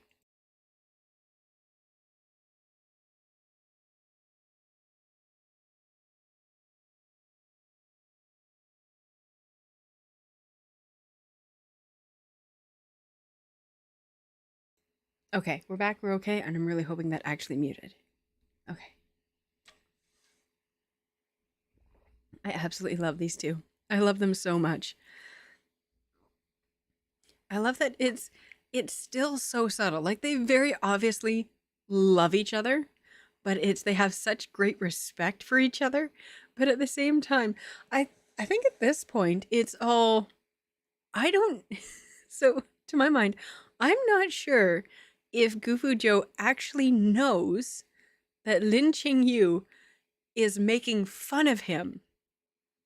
That Lin Qingyu is making fun of Gufu Zhou every time Lin Qingyu brings up Gufu Zhou's "I'm not gay," and I'm doing the quotation, the bunny ears, when I say that, because I think Lin Qingyu knows, but I think Gufu Zhou is still, I don't know if he's actually in the closet or he just thinks he is. I don't know. That's so cute. Okay, I'm excited for this. Aw, want comfort and hugs. Aw. I would put money down that want comfort and hugs is coming from Gufu Zhou, because he's not fooling anyone right now. Boy, be thirsty, okay? Chapter 58. Want comfort and hugs. To let Shen Huishi know about the matter with Heavenly Prison Gate as soon as possible, the butcher in faraway Xuicheng in... Oh, okay, try that again. The butcher in faraway Xuicheng, Zhuzhou, was the key. This person's alias was Zhu Yongxin, and according to Gufu Zhou, he was the double agent that the Heavenly Prison Gate had... They've just changed gate to sect, from sect to gate. All right, we'll stick with it. Heavenly Prison Gate now, not sect. I think it's the same thing. Had placed in Tenji camp.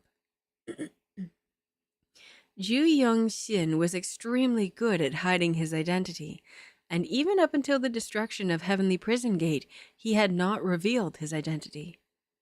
In the Heavenly Prison Gate massacre, only Shen Huishi and Zhu Yongxin survived. Zhu Yongxin once thought about telling Shen Huishi the truth, but when he saw how readily Shen Huixin joined the Tenji camp, he was disheartened and didn't dare stay in Tenji camp any longer. And so, he escaped by faking his death during a mission. He then went into hiding and became a seemingly ordinary butcher. Zhu Yongxin knew the whole ins and outs of the matter. In Huai's refusal of the monarch, it had been him who told Shen Huishi everything the day before Xiao Cheng ascended the throne. What Lin Qingyu has to do, was to get this day to happen in advance. The sooner, the better.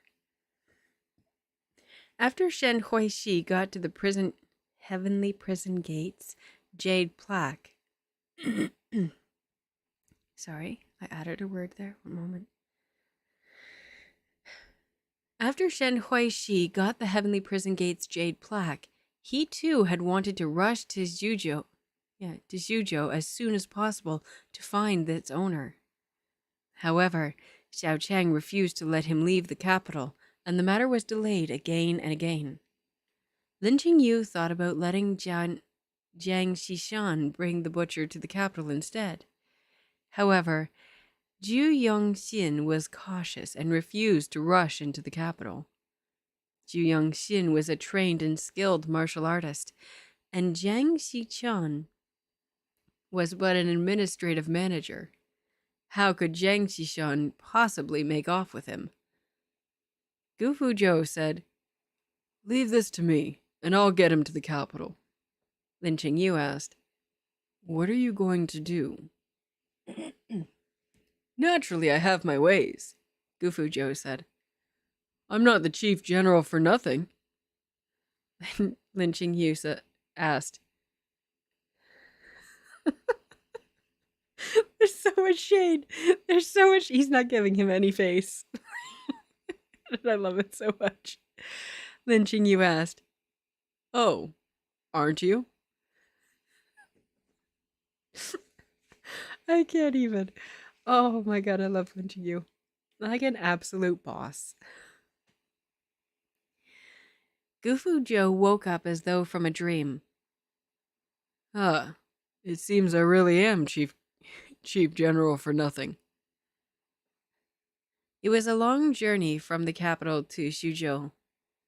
These days, Gu Fuzhou was often called into the palace by the emperor and the empress for various reasons. In addition to the 7th princess, he was also forced to meet with the granddaughter of the prime minister, the daughter of the minister of war, and the niece of the crown prince's herald. In short, all the eligible ladies from every noble family. The residual poison in Gu Fuzhou's body had already been cleared, and he should already be rushing back to Yongliang to preside over the battle. Last time, Gu Fuzhou's defeat of Xixia forced Xixia to retreat and recuperate, to feed the horses and sharpen their weapons.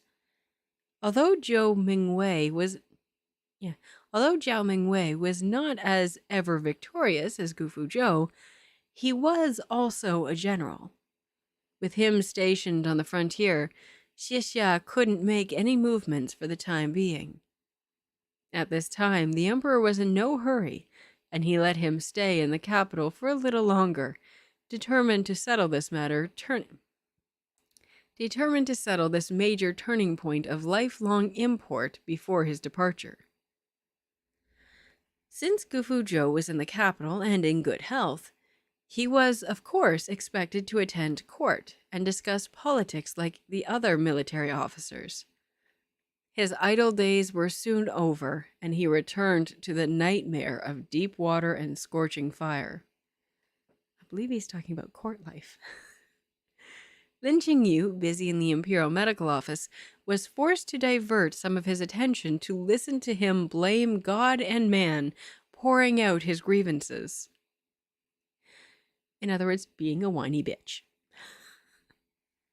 In the library, Lin Qingyu shuttled between the bookshelves, putting back the medical books he had read. Gufu Zhou followed behind him, blindly following suit. God, I can see the scene so clearly. Qingyu, I really can't stand it anymore. Lin Qingyu didn't even look at him. What's the matter? This morning, as soon as the rooster crowed, Yan Yin forced me out of bed.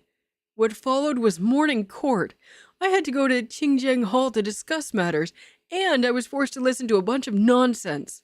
Finally, we get to go to lunch, but instead of letting me go back to the mansion for an afternoon nap, the Empress invited me to listen to an opera with the Imperial Academy's senior official son's great-granddaughter.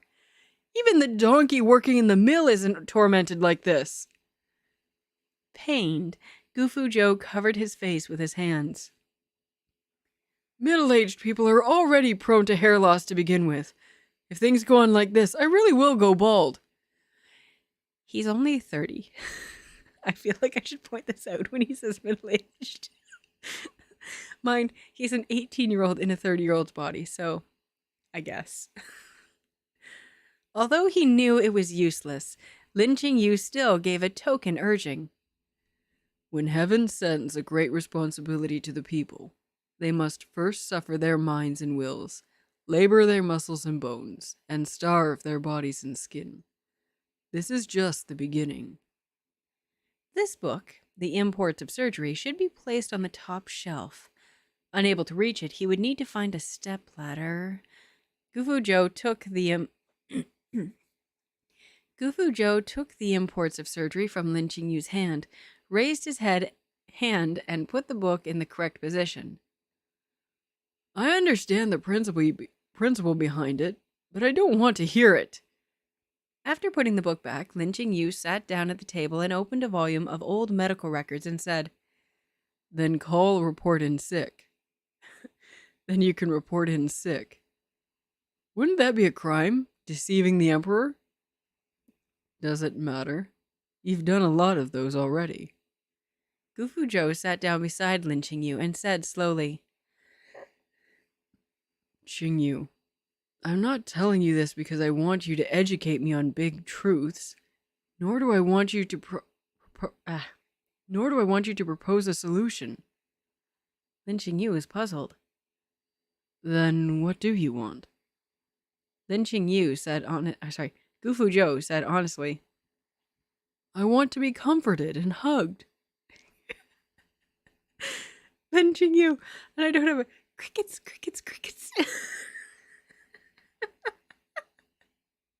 I can't even. So, I need to paint this scene in your head. This huge 6-foot-something, burly, all-muscle, god of war guy is following little Qingyu around the library, bitching. While he's just down. I don't want you to give me a solution. I just want you to give me a hug. Oh, but Gufu Zhou is also the first to say, but I'm not gay. Bullshit. Oh, I love them so much. I honestly thought he was going to say, I need you to marry me. Like, I thought that's where that was going. That's really cute. I want to be comforted and hugged. That's so cute. Then Qingyu just speechless. I don't know what to do with that. You definitely won't give me a hug, so please comfort me. Gufu Zhou lay down on the table, feeling hopeless. I'm really tired. Lin Qingyu looked around. It was nearing curfew, and they were the only ones in the library.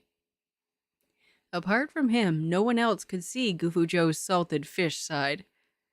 General Gu's honor would be preserved. Lin Qingyu really didn't feel much like hugging him, but comforting was still possible. Gufu Zhou had let his hand lay haphazardly on the table, and Lin Qingyu gently put his hand over it. Gufu Zhou, who was 30 years old outside, but 18 years old inside, opened his eyes slightly. Lin Qingyu felt that Gufu Zhou's hand gradually stiffened, and he couldn't help the corners of his lips from rising up slightly. He said warmly, "Just be patient. When our plan is successful, we'll have the new emperor reward you with an idle position. You won't need to go to morning court. You won't need to discuss politics, but your salary won't be low. You can sleep as long as you want every day. When you're awake, you'll eat, drink, and enjoy looking at the flowers. You'll play You'll play tohu and watch plays. And when you get tired, you'll sleep. All right?" Gufu Zhou, who had been so eloquent just now, only had one word. "All right." Lin Qingyu let go and stroked Gufu Zhou's hair instead. "You won't go bald. Don't worry." Before Gufu Zhou could say anything, Lin Qingyu added, "And even if you do, I will find a way to make it grow back." Gufu Zhou didn't know where to put his hands. Because he didn't want to appear flustered in front of Lin Qingyu, he tried his best to keep it funny and joked. "If you do that, if you somehow find a way to my hometown one day, you'll be rich overnight."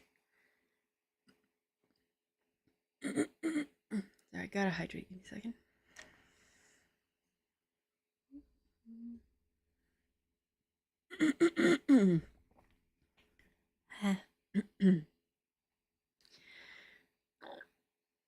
Excuse me. Faced with the emperor's urgings of marriage, Gufu Zhou could only I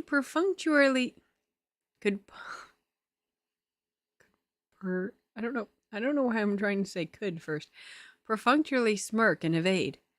Shirk and evade, sorry. Try that again. From the top.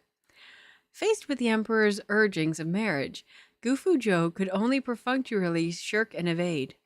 He said that he liked the gentleness of women from the south more than the luxurious women of the capital. When the empress came out with a few chosen women from the south for him, he then claimed he liked the candidness of the women from the northwest best. If Gufu Zhou dragged on and on until Zhu Yongxin arrived at the capital... Oh, sorry. Not if. Gufu Zhou dragged on and on until... Fucking Christ. I apologize. I'm not this bad usually. Gufu Zhou dragged on and on until Zhu Yongxin, making up shit now, arrived at the capital. Past it. It was the soldiers of the general's mansion who brought Zhu Yongxin into the capital. These soldiers were all extraordinarily skilled, and they were loyal to Gufu Zhou. These were people he could trust. Lin Qingyu and Gufu Zhou met this butcher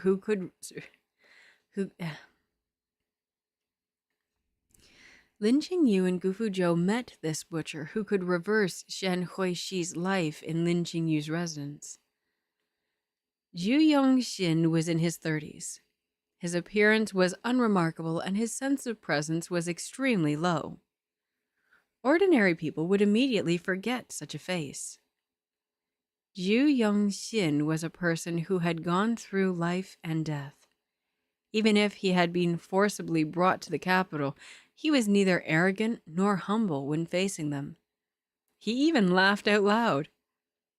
"I never expected that I, a humble pig killer, would have a beauty and a general see me off to my death.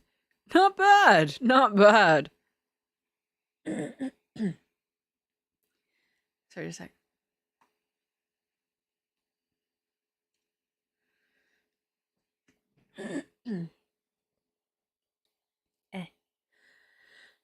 "Death?" Gufu Zhou sat on the large sandalwood chair, his expression indifferent. showing the temperament of one who has always enjoyed ruling over in a high position. Why do you think Why do you think you will die? Zhu Yongxin said indifferently. The general forced me back to the capital from 1,000 miles away. If it isn't for the Tanji camp, what else could it be? Lin Qingyu said, Given how you're acting, it seems that you are ready to die. Since that is the case, you should have just sacrificed your life for your master when Heavenly Prison Sect was destroyed. What are you running for? Zhu Yongxin's expression changed. How do you know that I'm from the Heavenly Prison Sect? Lin Qingyu sneered. Since you haven't chosen to die, you could have continued to stay in the Tanji camp and wait for an opportunity to take revenge. They say that everyone in the Heavenly Prison Gate was willing to lay down their lives. It seems that wasn't the case.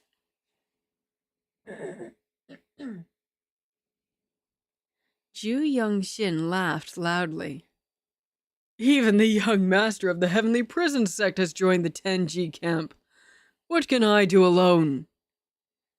Gu Fuzhou said, Shen Huishi didn't defect from the enemy.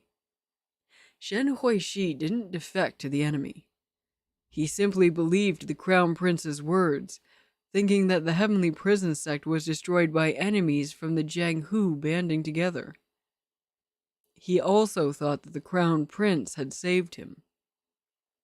Zhu Yongxin was taken aback. Is that true? I can arrange a meeting between you and Shen Huishi, Lin Qingyu said. He is now in the Tanji camp and is a shadow guard closely serving the Crown Prince. He can also do a lot more things than you can.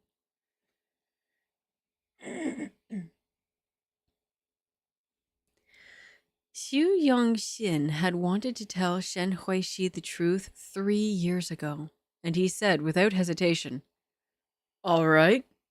I would like to see the young master again and tell him the truth. I'll recount everything systematically and in detail. Systematically and in detail, Lin Qingyu sneered. What's the use of telling him the truth?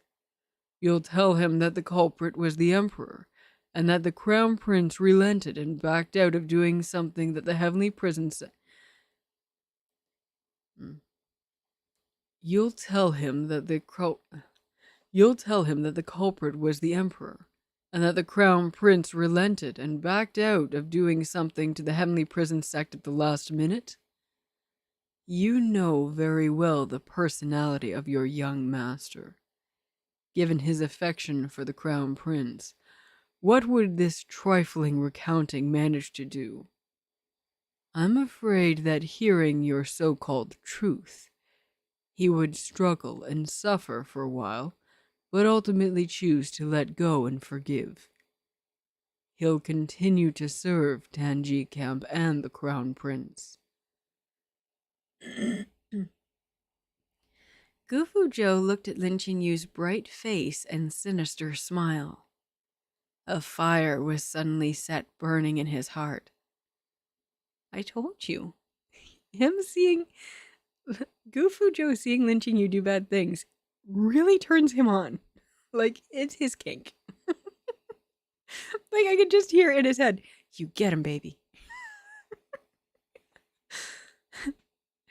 I can't. Oh my god, I love him.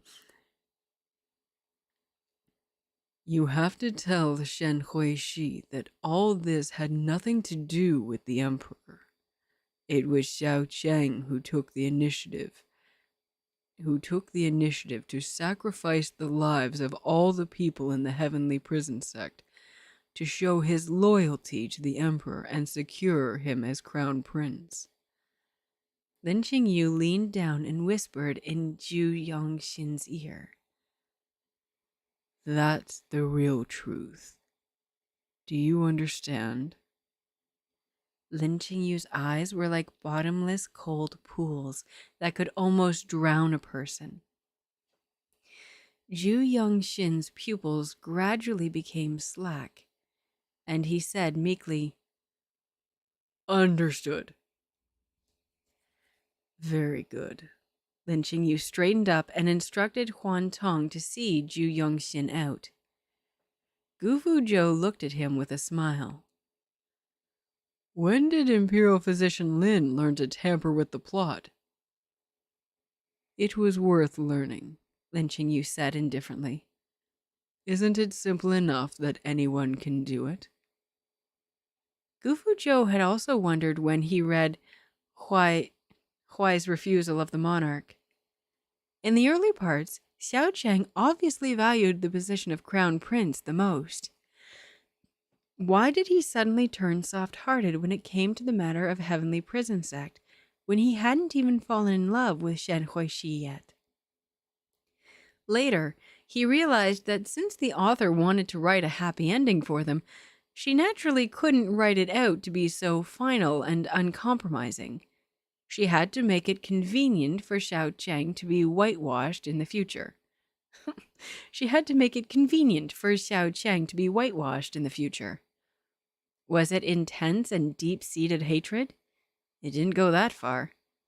Didn't Xiao Cheng regret it all at the end? Wasn't it the emperor who had the Tenji camp carry it out? Therefore, there should be no problem for them getting together. But Lin Qingyu clearly understood these routines. He completely blocked this whitewashing point and killed any excuse for Shen Huishi to grow soft-hearted. I'm going to take a bath, Lin Qingyu said. A bath during the day? Gu Fuzhou remembered the scene just now. You were so close to Zhu Yongxin just now. Did you do something to him? Holy shit. I planted goo on him to prevent him from talking nonsense and disrupting our plans. In this case, goo is a type of poison, just FYI reminder. Lin Qingyu's voice was cold. If Shen Huishi still won't lay a hand on Xiao Cheng after hearing this, then he isn't even worthy of being human. Like a boss.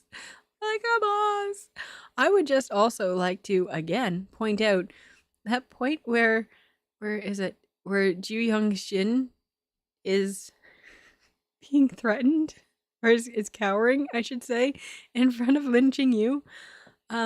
Please remember that Zhu Yongxin is 30-something years old and an ex-spy, a double agent, I guess. And Lin Qingyu has him nearly wetting himself. So, yes, Lin Qingyu is like a boss. Oh man, that's so good.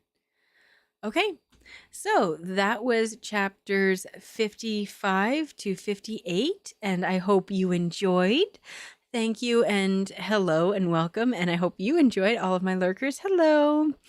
And we will be continuing on. So on Wednesday, we will be continuing on with chapters 5 through 8 of The Wife is First.